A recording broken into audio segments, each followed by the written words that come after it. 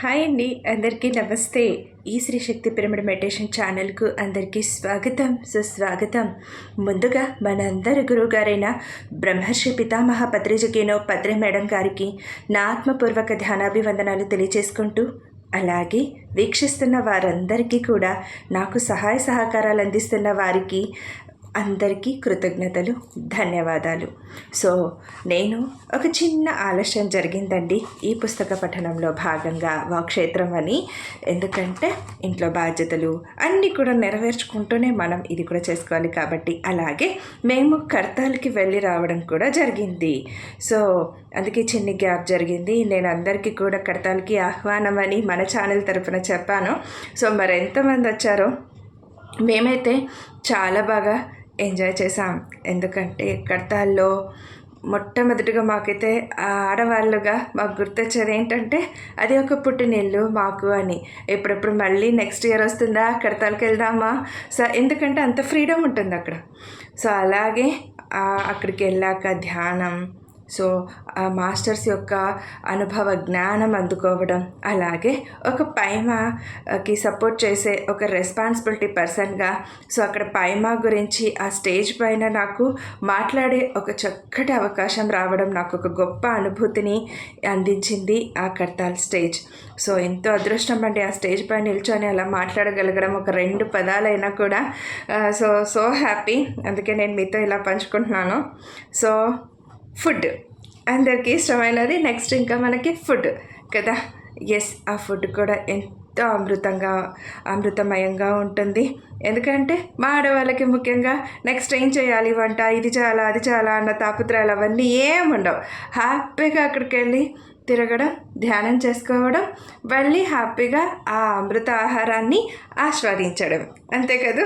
So ఎంతమందికి ఇలాంటి అదృష్టం కల్పించబడుతుంది చెప్పండి అక్కడ తప్ప. సో అందుకే ఎంతో ఆనందాన్ని, అందరు మాస్టర్స్ యొక్క అనుభవ జ్ఞానాన్ని, ఎంతో శక్తిని తిరిగి తెచ్చుకున్నాం. మరి మాకు ఈ శక్తి అంతా కూడా, ఈ ఆనందం అంతా కూడా వచ్చే సంవత్సరం వరకు ఉంటుందండి ఈ కర్తాల యొక్క అనుభవం. సో అందుకే మీతో ఇలా పంచుకున్నాను. Thank you so much. So ఇక ఏమాత్రం ఆలస్యం చేయకుండా మన ఈ పుస్తక పఠనంలోకి వెళ్ళిపోదాం మరి. ఎందుకంటే ఇప్పుడు వాక్షేత్రం మొదటి భాగం ఏంటండి, ఆల్రెడీ వాక్షేత్రంలో మీరు ఆల్రెడీ చెప్పారు కదా, మళ్ళీ మొదటి భాగం ఏంటి అని అనుకుంటున్నారా? చూడండి ఫ్రెండ్స్, ఈ వాక్షేత్రం అన్న ఈ పుస్తకం చూడటానికి చిన్నగా కనిపిస్తుంది, కానీ చాలా జ్ఞానం ఉంది ఇందులో. అండ్ మనం ఇంతదాకా వాక్షేత్రం పుస్తక పఠనం ద్వారా మనం ఏం చేసాం, భావనా క్షేత్రం, చేష్టా క్షేత్రం సపరేట్గా తెలుసుకొని మళ్ళీ భావనా క్షేత్రం ప్లస్ చేష్టా క్షేత్రం ఇలా రెండింటిని కలిపి మరీ తెలుసుకున్నాం. కాకపోతే ఇప్పుడు ప్రత్యేకంగా వాక్షేత్రం గురించి చెప్తున్నారండి పత్రి గారు. సో మరి అదేంటో తెలుసుకుందాం. వాక్షేత్రం మొదటి భాగం ఇది. ఇప్పుడు మనం ఈ 2వ ప్రపంచంలోకి వస్తున్నాము, 2వ క్షేత్రంలోకి వస్తున్నాం. ఏంటంటే దీన్ని మనం వాక్షేత్రం అంటాం. మొదటి భావనా క్షేత్రంలో మనం సర్వస్వతంత్రులం, చేష్టా క్షేత్రంలో మనం సర్వపరతంత్రులం. చేష్టా క్షేత్రంలో మన గుణాలకే మనం బందీలం. ఈ గుణం అన్నది ఎక్కడి నుండి వస్తుంది? మన అనేక జన్మ కర్మల సారాల సముచ్చయమే, మన వాసనల సముదాయమే మన గుణం. గుణాలు మారవని కాదు, అవి చాలా మెల్లిగా మారుతుంటాయి. ఎంతో కాలానికి చిన్న మార్పులతో ముందుకు సాగుతుంది. అది క్షణక్షణం పెను మార్పులకు తావులేనిది. పెను మార్పులు ఎక్కడ చేయగలమంటే 2వ ప్రపంచంలో చేయగలం. అదే వాక్షేత్రం. 2వ క్షేత్రం అన్నది మాత్రం పలుకుల క్షేత్రం. జీసస్ క్రైస్ట్ యొక్క అద్భుతమైన వాక్కులు మనకు మళ్ళీ ఇక్కడ పనికి వస్తాయి. నిజానికి జీసస్ క్రైస్ట్ గురించి ఎంత ఆలోచిస్తే అంత మహనీయత మనలో నుంచి బయటకి వస్తుంది. ఆయన what goes into the mouth that does not defile a person. What comes out of the mouth that defileth a person అన్నారు. నోట్లోకి ఏం పోతుందో అది మానవుడిని నాశనం చెయ్యదు. నోట్లో నుంచి ఏది బయటకి వస్తుందో అది మానవుడిని నాశనం చేస్తుంది. అంటే వాక్ ప్రపంచం, వాక్కులు, చేష్టల గురించి ఆయన ఎంత మాత్రం ప్రస్తావించలేదు. వాక్కుల గురించి ఆయన ప్రస్తావించారు. మీ నోట్లో నుంచి ఏది బయటకి వస్తుందో అది వాక్కై బయటకి వస్తుంది. తలలో నుంచి తలుపులు వస్తాయి, నోట్లో నుంచి వాక్కులు వస్తాయి, కాయంలో నుంచి కర్మలు వస్తాయి. తలుపుల క్షేత్రం మీ ఇష్టం, చేష్టల క్షేత్రం మీ ఇష్టం కాదు. తమంతట తాము చేష్టలు సాగుతూ ఉంటాయి. మరి ఈ మధ్యలో ఉండే రెండవదైన తలకి కాయానికి మధ్య అనుసంధానమైన కారణానికి కార్యానికి మధ్య సన్నిహితమైన మధ్యదైన వాక్ ప్రపంచం అత్యంత కీలకమైంది. వాక్ క్షేత్రంలో అక్కడ తప్పులున్నాయి. మొదటిగా అక్కడ తప్పులున్నాయి, రెండవ దానిగా ఒప్పులున్నాయి. సరిగ్గా చేయడం ఉంది, సరిగ్గా చేయకపోవడం కూడా ఉంది. అక్కడ సమర్థత ఉంది, అసమర్థత ఉంది. అక్కడ స్పష్టత ఉంది, స్పష్టత లోపం ఉంది. శాస్త్రీయత ఉంది, అశాస్త్రీయత ఉంది. సందర్భోచితం ఉంది, అసందర్భోచితం కూడా ఉంది. కనుక సరిచేసుకోవలసిన జీవితం ఏదయ్యా అంటే అదే వాక్ ప్రపంచం. మానవుడికి 3 క్షేత్రాలు: భావనా క్షేత్రం, వాక్క్షేత్రం, చేష్టా క్షేత్రం. మొదటిది మనం ఏమీ చెయ్యనక్కర్లేదు, మూడవది మనం ఏమీ చేయలేం, రెండవ ప్రపంచంలో మాత్రం ఎన్నో చేయగలం. కనుక చేసి తీరాలి, వాక్ ప్రపంచాన్నే సరిదిద్దుకోవాలి. ఇదే ప్రధాన ప్రబోధం. మానవులందరూ ఏం చేస్తుంటారంటే ఎక్కడ చేసుకోనవసరం లేదో అక్కడ సరిచెయ్యడానికి ప్రయత్నిస్తారు.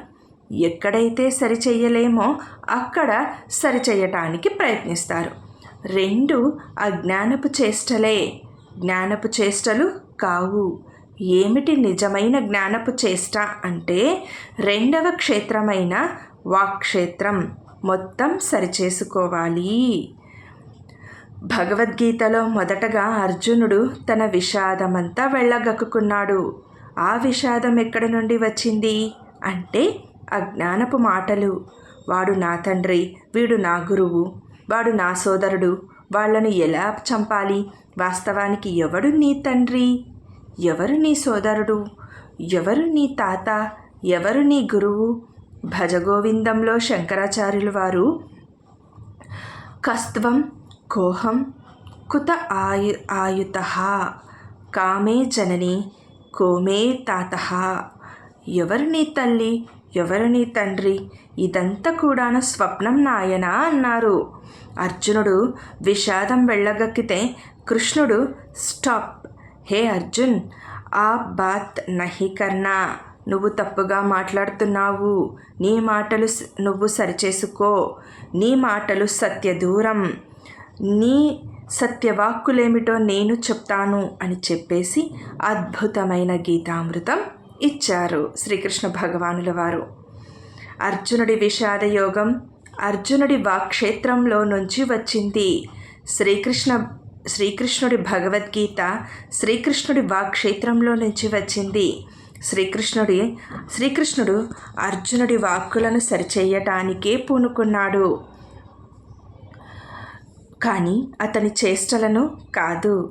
చివరగా యథా ఇచ్చసి తథా కురు అన్నాడు. నీ ఇష్టం వచ్చినట్లు చెయ్యి. గీత అంతా చెప్పాక ఓ అర్జున, నేను చెప్పినట్లు చెయ్యి అనలేదు.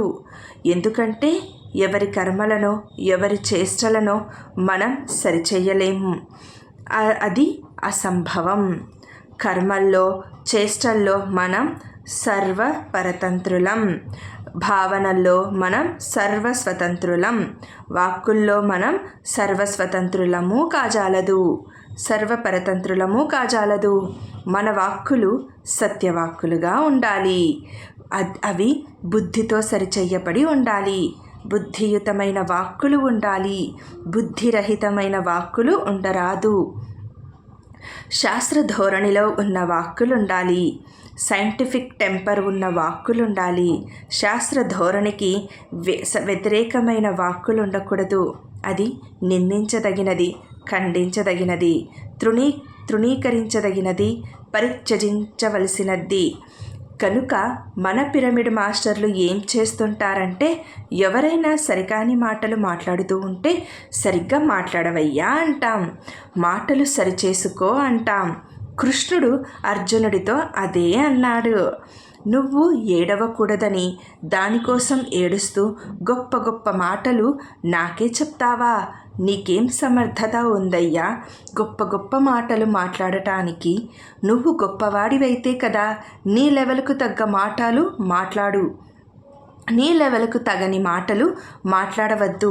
నీకేమీ తెలియదు. నీకు పుట్టుకంటే తెలియదు, జన్మంటే తెలియదు, చావంటే తెలియదు, మంచి మాట అంటే తెలియదు, చెడు అంటే తెలియదు. నీకేం తెలియదు? ఏమి తెలియకుండా మాట్లాడుతున్నావు? తెలియనప్పుడు మౌనంగా ఉండు, తెలిసినప్పుడే మాట్లాడు. కనుక నువ్వు మాట్లాడింది తప్పు అని చక్కగా ఆయన ఖండించాడు, వివరించాడు, విశ్లేషించాడు, సరిచేశాడు. అతని మాటలను సరిచేశాడు, కానీ చేష్టలను సరిచేయలేదు. భగవద్గీత అయిన తరువాత కూడాను డైరెక్ట్గా విన్న అర్జునుడు కూడాను తన కొడుకు అభిమన్యుడు వధించబడినప్పుడు వలవలా ఏడ్చాడు. ఒకవేళ కర్మలను సరిచేయగలిగి ఉంటే అర్జునుడు ఏడ్చి ఉండేవాడు కాదు కదా. ఏ అజ్ఞాని వెంటనే జ్ఞాని కాలేడు. జ్ఞానం రావాలంటే అఖండమైన ధ్యాన సాధన ఉండాలి. అది జన్మకర్మల సముచ్చయం. కృష్ణుడంతటి వాడు రాయబారం చేసి దుర్యోధనుడి దగ్గరికి వెళ్ళి కొన్ని కర్మలు చెయ్యమని అడిగాడు. కానీ వాడు చేశాడా? 5 ఏళ్ళైనా ఇచ్చాడా? ఎవరికైనా ఇంకొకరి కర్మలను సరిచేయడం అన్నది అసాధ్యం. జానామి ధర్మః నా చ మే ప్రవృత్తిః, జానామి అధర్మః నా చ మే నివృత్తిః అన్నాడు. నాకు ధర్మమేంటో తెలుసు, కానీ చెయ్యాలని లేదు. నాకు అధర్మమేమిటో తెలుసు, కానీ నాకు అదే చెయ్యాలని ఉంది. ఇంకా వాడిని ఎవరేం చేస్తారు? ఎవరి చేష్టలు వారివే, ఎవరేమీ చేయలేరు. ప్రతి వారి చేష్టలను మనం చూస్తుండాలంతే, వాటిని సరిచేయలేం. చేష్టలు సవరింపబడవు. చేష్టలు వారి వారి స్వగుణాలకు, స్వధర్మాలకు బందీలు. కనుక చేష్టాక్షేత్రంలో మనం ఎవరిని పట్టించుకోకూడదు. అలాగే భావనా క్షేత్రం, అక్కడ కర్మలు లేవు, అది బీజం. అక్కడ సమంజసాలు లేవు, శుభ అశుభాలు లేవు, సరి అయినవి సరి కానివి అక్కడ లేవు. ఎక్కడున్నాయంటే 2వ క్షేత్రంలో, అదే వాక్క్షేత్రంలో. మంచి చెడుగా కాదు ఉండవలసింది, సత్యానికి దగ్గరగా, సత్యంలో లీనమైన సత్యంతో ఏకమై ఉండాలి. వాటిని సత్యవాక్కులు అంటాం. మానవ జీవితం త్రిక్షేత్రమయం. భావనా క్షేత్రం, వాక్క్షేత్రం, చేష్టాక్షేత్రం. ఈ మూడింటిలో మనం పట్టించుకోవలసింది, శ్రద్ధ తీసుకోవలసింది, మనల్ని మనం తీర్చిదిద్దుకోవలసింది, ప్రక్కవాళ్ల శిక్షణ తీసుకోవలసింది, ప్రక్కవాళ్ళకి శిక్షణ ఇవ్వవలసింది ఈ 2వ క్షేత్రమైన వాక్క్షేత్రం. అందుకే జీసస్ క్రైస్ట్ అన్నారు, what goes in to the mouth that does not defile a person, what comes out of the mouth that defile a person అని. ఏది నోట్లోకి పోతుందో అది నిన్ను పాడు చెయ్యదు, ఏది నోట్లో నుంచి బయటకి వస్తుందో అది నిన్ను పాడు చేస్తుంది. దాన్ని సవరించుకో అన్నారు. మన మాటల్ని సవరించుకోవటాన్ని జ్ఞానయోగం అంటాం. ఎలాగైతే సంగీతం బాగా వచ్చిన వారి దగ్గర మనం సంగీతం నేర్చుకుంటామో, మాటలు బాగా మాట్లాడే వారి దగ్గర చేరి మాటలు బాగా మాట్లాడటం నేర్చుకుంటాం. సత్యవాక్కులున్న వారి దగ్గర చేరి మనం సత్యవాక్కులు నేర్చుకుంటాం. మన మాటలు మన ఆలోచనల నుంచి రాకూడదు. మన మాటలు విఘ్నుల మాటల ప్రకారం రావాలి. మీ ఆలోచనలు ఎలాగైనా ఉండవచ్చు, మీ మాటలు మట్టుకు శాస్త్రీయంగా ఉండాలి. అలాంటి మాటలను బుద్ధుడి దగ్గర నుంచి అరువు తెచ్చుకుందాం. ఒక కృష్ణుడి దగ్గర నుంచి అరువు తెచ్చుకుందాం. జీసస్ క్రైస్ట్ నుంచి అరువు తెచ్చుకుందాం. ఉదాహరణకు తిరుపతి కంచి రఘురామును నేను ఒక 1000 రూపాయలు ఇవ్వండి అన్నాను. రఘురామ్ గారి దగ్గర 5 రూపాయలు మాత్రమే ఉన్నాయి. నా దగ్గర అంత లేదు, క్షమించండి అంటాడా? అనడు. నాకు 1000 రూపాయలు ఎక్కడి నుంచైనా అప్పు తెచ్చి మరీ ఇచ్చేస్తారు. ఎలాగైతే డబ్బు లేకపోతే పక్క వాళ్ళ దగ్గర నుంచి ఇప్పిస్తాడో అలాగే మీ దగ్గర బుద్ధి లేదు, అప్పుడు పక్క వాళ్ళ బుద్ధి అరువు తెచ్చుకోండి. చాలా చాలా నెమ్మదిగా సార్ చెప్తూనే బుద్ధి తెచ్చుకోండి అని చాలా గట్టిగా చెప్తున్నట్టు కూడా ఉంది ఫ్రెండ్స్. ఇక్కడైతే నాకైతే అలా అనిపించింది. మీ దగ్గర సత్యవాక్కులు లేవు కనుక కృష్ణుడి సత్యవాక్కులు అరువు తెచ్చుకోండి. మీ ఆలోచనల నుండి మీ వాక్కులు వస్తే మీరు నాకు మొండి చెయ్యి ఇక చూపించినట్లే మీ ఆలోచనలు మీ ఇష్టం, వాక్కులు మట్టుకు మీ ఇష్టం కాదు. మీ కార్యాలు ఇష్టాల ద్వారా కాదు, అవి ప్రకృతి సహజం. కనుక వాక్కులను సరిచేసుకోండి. పిరమిడ్ మాస్టర్లు ఎప్పుడు సరిగ్గా మాట్లాడతారు. పిరమిడ్ మాస్టర్లందరికీ ఇది అనుభవమే. ఎవరైనా తప్పు మాట్లాడితే వెంటనే నేను తప్పు పడతాను. ఎవరైనా గుడ్ మార్నింగ్ అంటే ఏమయ్యా బ్యాడ్ మార్నింగ్ ఎక్కడైనా ఉందా అంటాను. ప్రతి ఒక్కరూ వచ్చి బాగున్నారా సార్ అంటే ఎందుకు బాగుండను? నేనేమైనా రోగినా? నేనేమైనా హాస్పిటల్ నుంచి వచ్చానా? నీకు పిచ్చి పట్టిందా? బాగా ఉన్నవాడిని చూసి బాగున్నారా అని ఎవరైనా అడుగుతారా? నీకు బుద్ధి లేదా? నీ బుద్ధి గడ్డి తినిందా అని వెంటనే అంటాను. ఇది అందరికీ తెలుసు. చేష్టల తీరును నేనెప్పుడు పట్టించుకోలేదు. నేనెప్పుడు పట్టించుకునేది మాటల అశాస్త్రీయాన్నే. పైన తిరుమలలో దేవుడున్నాడు అంటే నువ్వు చూసావా? అక్కడ విగ్రహం ఉంది, సరిగ్గా మాట్లాడు. దేవుడు ఎక్కడున్నాడు? విగ్రహం చూడ్డానికి వెళ్ళు, ఒప్పుకుంటాను.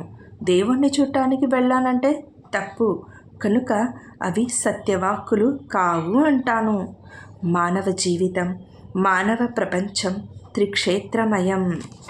మొదటిది భావనా క్షేత్రం, రెండవది వాక్క్షేత్రం, మూడవది చేష్టాక్షేత్రం. భావనా క్షేత్రం మీ ఇష్టం. కార్యక్షేత్రం అది తనంతట తాను జరిగేది, ప్రకృతి సహజం. మన ప్రమేయం ఉన్నది, మనం జీవించవలసింది, మనల్ని మనం సరిచేసుకోవలసింది కేవలం వాక్క్షేత్రంలో.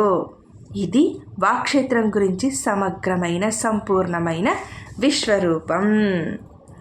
ఎస్ ఫ్రెండ్స్, ఎంత జాగ్రత్తగా మన వాక్క్షేత్రంని మనం ఉపయోగించుకోవాలి, వాడాలి. మన మాటల్ని, మన పలుకుల్ని ఎంత ఎరుకతో మరి ఎదుటివారితో కూడా మాట్లాడాలి, ఉపయోగించాలనేది అర్థమయ్యింది.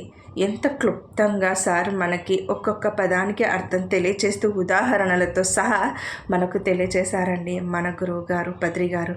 సో మరొక్కసారి పత్రి గారికి కోటి ధన్యవాదాలు తెలియచేసుకుంటూ thank you so much friends. కృతజ్ఞతలు, ధన్యవాదాలు. అలాగే ఈ శ్రీ శక్తి పిరమిడ్ మెడిటేషన్ ఛానల్ని ఎవరు కూడా లైక్ చేయకుండా, షేర్ చేయకుండా, సబ్స్క్రైబ్ చేయకుండా ఉండకండి. అలాగే పక్కనున్న బెల్ ఐకాన్ని ప్రెస్ చేశారంటే కనుక ఇలాంటి మంచి నోటిఫికేషన్స్ మీకు ఇక ముందు ఇంకా అందివ్వబడతాయి. మీరు షేర్ చేస్తేనే కదండి ఇంకొంతమందికి, చాలామందికి కూడా ఈ జ్ఞానం అందరికీ అందివ్వబడుతుంది. మరి అందుకే షేర్ చేయాలి. Thank you so much.